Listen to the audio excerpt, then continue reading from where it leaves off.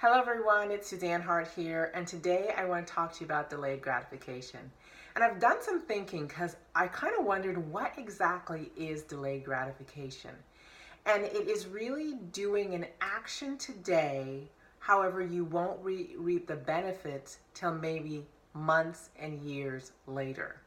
And because we are such a microwave and instant gratification society, we are programmed and conditioned to want everything now. However, those who experience massive success understand that it is the work that they put in today will not necessarily give them the gains tomorrow, but it will give them the gains years in the future. So how do you actually go to work and build the muscle that gives you good delayed gratification?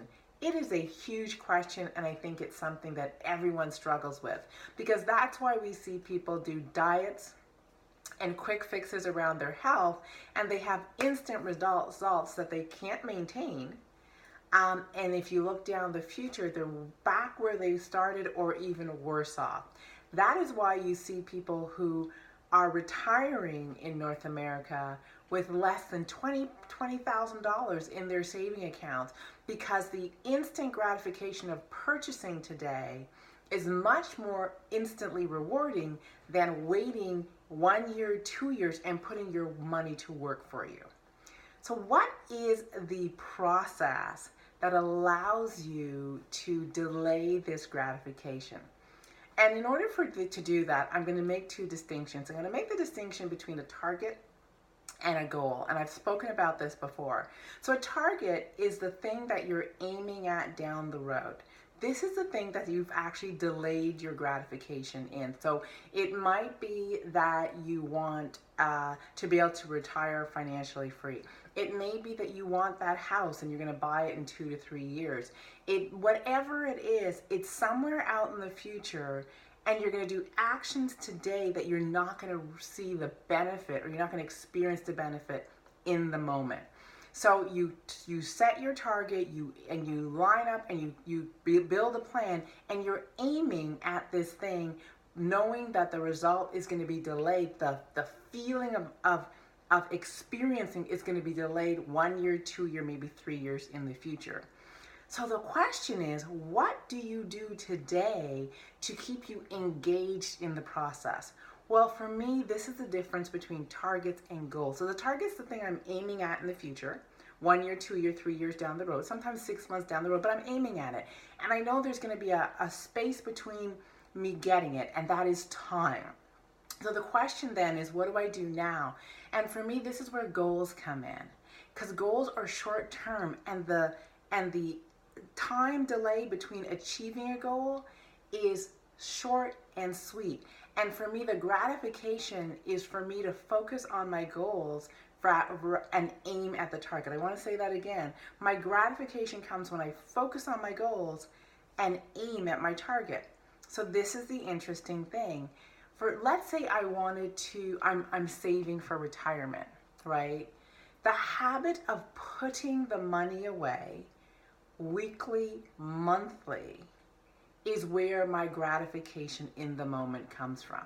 So I'm going to set a goal where I save, let's say I'm going to save $200 every single week, $800 a month, and it's achieving and being my word around that activity is where the gratification in the moment it comes from.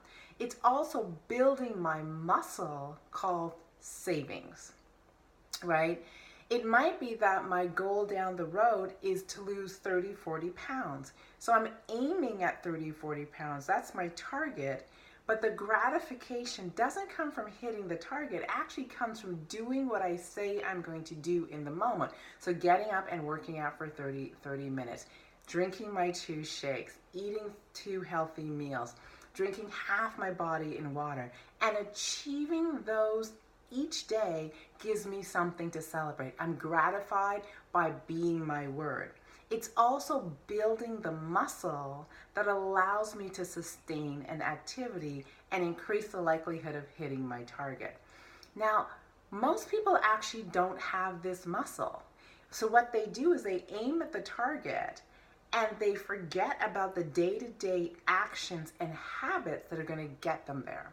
My suggestion, if you want to master the delay, is to actually don't focus on the target, aim at the target, but focus on where you can win daily, which is in the activity. Now, this is how I actually got to learn this and really got to understand how this worked. When I used to run track, and also when I played basketball, both coaches used to have us run drills. And they would time all our drills, and they would do all these different activities around our drills, our weights, and so on. But we would measure everything. So when we would get to the track, it was about running your drills faster, doing more hills, lifting more weight. And we got gratification out of just hitting the next small target. And we got gratification out of the repetition, the increase in strength, all these small little things. So we'd experience these small little wins. Well, these small little wins compounded over time made us faster when we got on the track, made us our stride longer, created all these things in the delay that when we actually got on the track, I remember being blown away by how much faster I was, by how much longer my stride was, by how much more endurance I had, by how much more strength. But what I focused on was not the race a year from now, although that was what I was preparing for and that was my target. It was winning in each and every day and each and every workout, and that's what our coaches had us focus on.